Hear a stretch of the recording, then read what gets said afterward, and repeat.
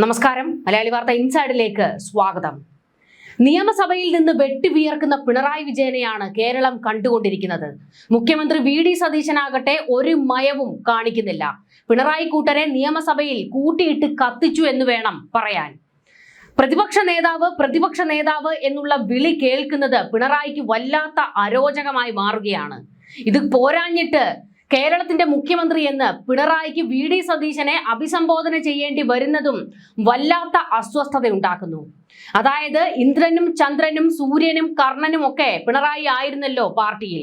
പോരാത്തതിന് നിയമസഭയിൽ എത്തുമ്പോൾ മുഖ്യമന്ത്രി പിണറായി വിജയൻ എന്നുള്ള ആ ഒരു പവർ, അത് വല്ലാത്തൊരു പവറായിരുന്നു. അതിന്റെ എല്ലാ പ്രിവിലേജും 10 വർഷക്കാലം ഒരു അധികാരത്തിന്റെ മേലങ്കി അണിഞ്ഞിങ്ങനെ നടക്കുന്ന സർവ്വവ്യാപിയായി മതിച്ചു പുളയ്ക്കുന്ന പിണറായിയല്ലേ നമ്മൾ കണ്ടിട്ടുള്ളൂ.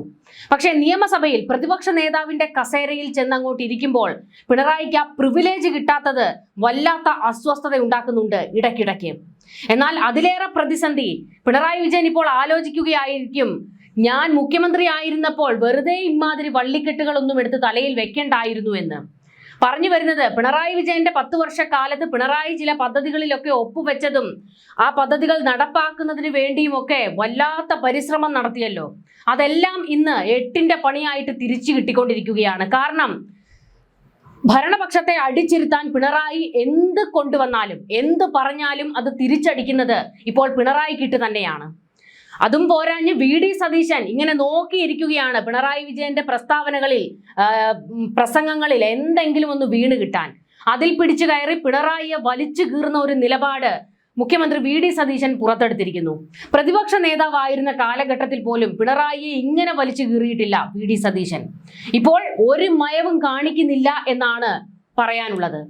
എന്തായാലും PM ശ്രീയിൽ ഭരണപക്ഷത്തെ അടിച്ചിരുത്താൻ പിണറായി ചാടി എഴുന്നേറ്റ് വലിയ ഡയലോഗ് അടിയായിരുന്നു. എന്നാൽ വി.ഡി. സതീശൻ ഒട്ടും അങ്ങോട്ട് വിട്ടുകൊടുത്തില്ല. കൃത്യം മറുപടികൾ വി.ഡി. സതീശൻ കൊടുത്തതോടെ അക്ഷരാർത്ഥത്തിൽ പിണറായി വിജയന്റെ നാവടങ്ങിപ്പോയി. ഒപ്പം ഉണ്ടായിരുന്ന CPM-കാർക്ക് പോലും തിരിച്ചൊരു അക്ഷരം പറയാൻ കഴിയാത്ത ഗതികേട്. ഇതാണ് പറയുന്നത്, താൻ കുഴിക്കുന്ന കുഴികളിൽ താൻ വീഴുമെന്ന്.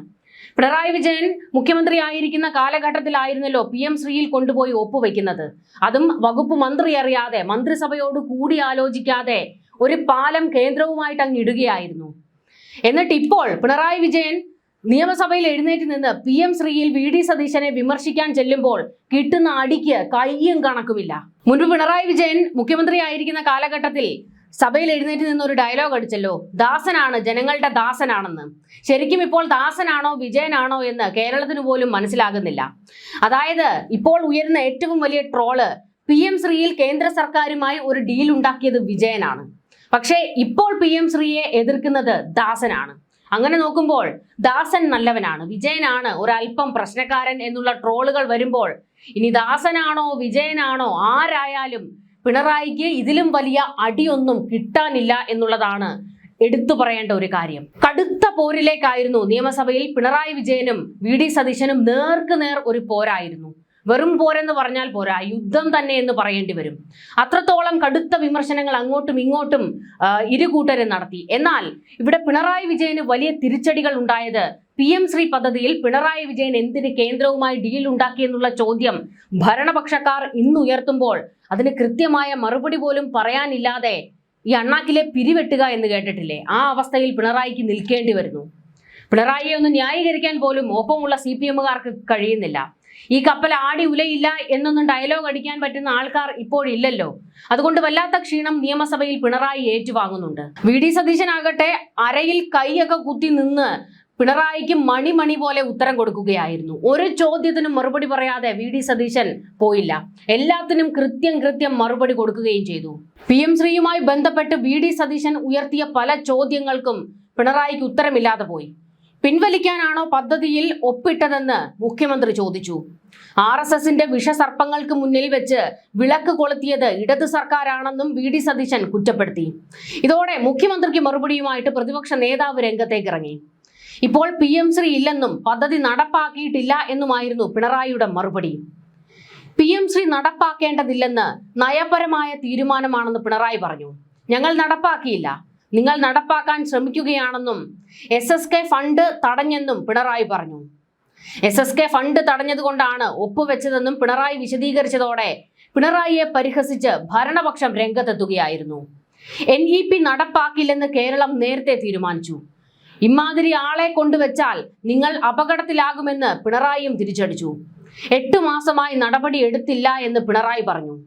എന്നാൽ RSSന് കീഴടങ്ങി ഒപ്പിട്ടുവെന്ന് സതീശൻ തിരിച്ചടിച്ചു. ഞങ്ങൾ നടപ്പാക്കുമെന്ന് പറഞ്ഞിട്ടില്ല എന്നും NEP ഒരിക്കലും നടപ്പാക്കില്ലെന്നും സതീശൻ മറുപടി കൊടുത്തു. ബജറ്റിനെതിരായ പ്രതിപക്ഷ ആരോപണങ്ങൾക്കും മുഖ്യമന്ത്രി ചാടി എഴുന്നേറ്റ് നിന്ന് മറുപടി കൊടുത്തു. റെക്കോർഡ് ഭൂരിപക്ഷം നൽകിയാണ് ജനം UDFനെ ജയിപ്പിച്ചത്. പോയ സർക്കാർ എവിടെ തോറ്റോ അവിടെയെല്ലാം ബദൽ നിർദ്ദേശങ്ങൾ ഉണ്ടെന്നും VD സതീശൻ തിരിച്ചടിച്ചു. സമ്പദ് വ്യവസ്ഥയുടെ ആരോഗ്യം എന്താണെന്ന് വ്യക്തമാക്കുന്ന ധവളപത്രം സർക്കാർ അവതരിപ്പിച്ചു. അത് രാഷ്ട്രീയ വിമർശനമല്ല, ആധികാരിക രേഖയാണ്.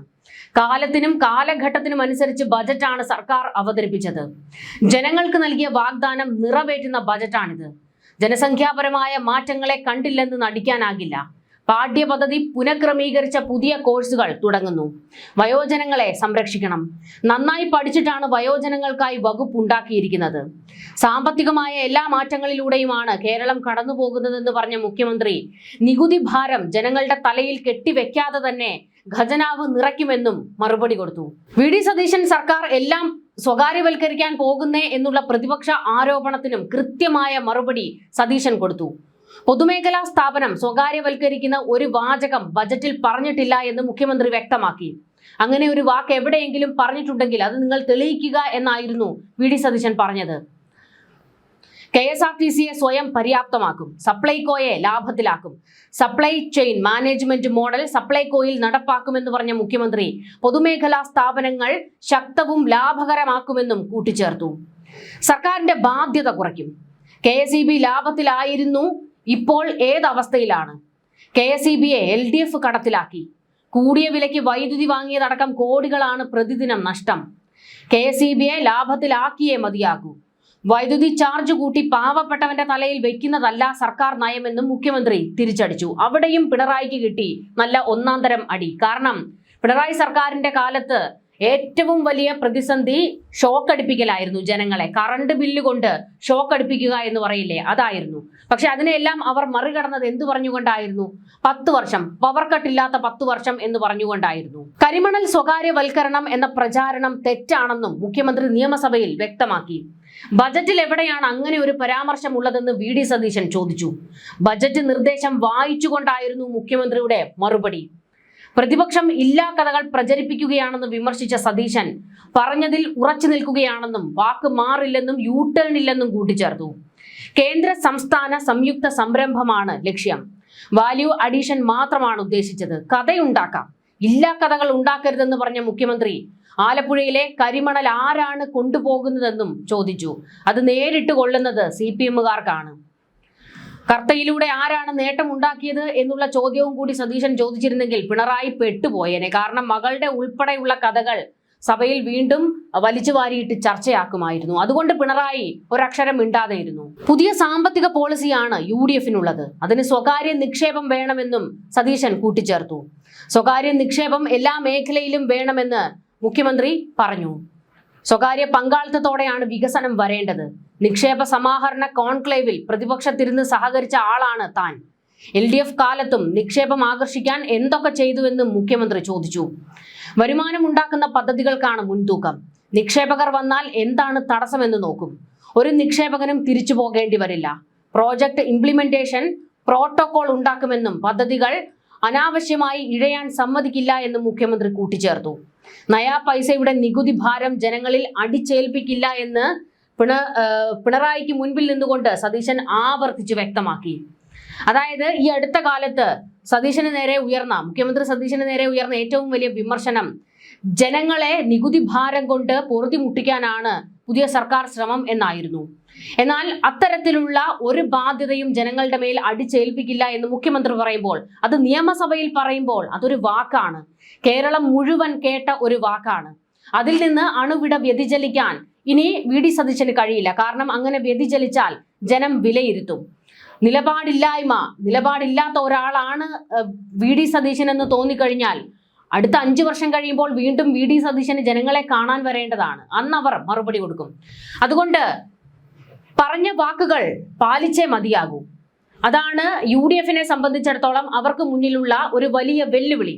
പക്ഷെ അതിനെ നേരിടാൻ കഴിയും, ഖജനാവ് നിറയ്ക്കും എന്നൊക്കെ VD സതീശൻ ഉറപ്പിച്ചു പറയുമ്പോൾ എന്തായിരിക്കും അതിനുവേണ്ടി അദ്ദേഹം കണ്ടെത്തിയിരിക്കുന്ന മാർഗം എന്നുള്ളതും അറിയേണ്ടതാണ്. അതൊക്കെ വഴിയെ മനസ്സിലാകും. പക്ഷേ എന്തായാലും നികുതി ഭാരം ജനങ്ങളിൽ ഇടില്ല എന്ന് VD സതീശൻ പറയുമ്പോൾ മുൻ സർക്കാരിന്റെ കാലത്ത് ജനങ്ങളെ കെണിയിലേക്ക് തള്ളിയിട്ടതിനെ കൂടിയാണ് വിമർശിക്കുന്നത്. അതായത് കേരളത്തിലെ ഓരോ മനുഷ്യനും എത്ര രൂപ കടമുണ്ടാക്കി വെച്ചിട്ടാണ് പിണറായി ഇറങ്ങിപ്പോയത് എന്നുള്ള ചോദ്യമാണ് അവിടെ ഉയരുന്നത്. എന്തായാലും VD സതീശൻ കൃത്യം മറുപടികൾ പ്രതിപക്ഷത്തിന് കൊടുത്തു. പ്രതിപക്ഷത്തിനെ അടിച്ചിരുത്തി എന്ന് വേണം അക്ഷരാർത്ഥത്തിൽ പറയാൻ. PM ശ്രീയിൽ വെള്ളം കുടിച്ചുപോയി പിണറായി വിജയൻ. PM ശ്രീയിൽ ഒപ്പുവെച്ചത് വിജയനാണോ ദാസനാണോ എന്ന് ഇനിയിപ്പോൾ വഴിയേ അറിയാം. എന്തായാലും CPM-ന്റെ സൈബർ ഗ്രൂപ്പുകൾക്ക് വരും ദിവസങ്ങളിൽ VD സതീശനെ വിമർശിക്കാനുള്ളതൊക്കെ ആയിട്ടുണ്ട്. കാരണം ഞങ്ങളുടെ കപ്പിത്താനെ തൊടുന്നോടാ എന്നും ചോദിച്ച് ഇപ്പോൾ തന്നെ ഇളകി ഇറങ്ങിയിട്ടുണ്ട് CPM-ന്റെ സൈബർ വെട്ടുകിളി കൂട്ടങ്ങൾ. എന്നാൽ വെട്ടുകിളി കൂട്ടങ്ങൾ കൂട്ടത്തോടെ വന്ന് ആക്രമിച്ചാലും പറയാനുള്ളത് പറയും എന്നുള്ള നിലപാടിൽ VD സതീശൻ നിൽക്കുമ്പോൾ ഇനിയുള്ള സഭയിലും പിണറായിക്ക് ഒരക്ഷരം പോലും പറയാൻ കഴിയാത്ത സാഹചര്യമായിരിക്കും. കാരണം പിണറായി വിജയൻ എന്ത് പറഞ്ഞാലും അതിന് തിരിച്ച് മറുപടി കൊടുക്കാൻ മുൻ സർക്കാരിന്റെ കാര്യങ്ങൾ വലിച്ചു പുറത്തേക്കിടും VD സതീശൻ. ഒരു ഇഞ്ച് പിന്നോട്ടേക്ക് പോകാതെ VD സതീശൻ നിൽക്കുമ്പോൾ ഇനി പിണറായി എന്ത് ചെയ്യും? അതാണ് കാത്തിരുന്ന് കാണേണ്ടത്. ഇതിന്റെ കൂട്ടത്തിൽ ഈ പ്രതിപക്ഷ നേതാവ് എന്നുള്ള വിളിയാണ് പിണറായിയെ അസ്വസ്ഥപ്പെടുത്തുന്നത്. ന്യൂസ് ഡെസ്ക് മലയാളി വാർത്ത ഇൻസൈഡ്.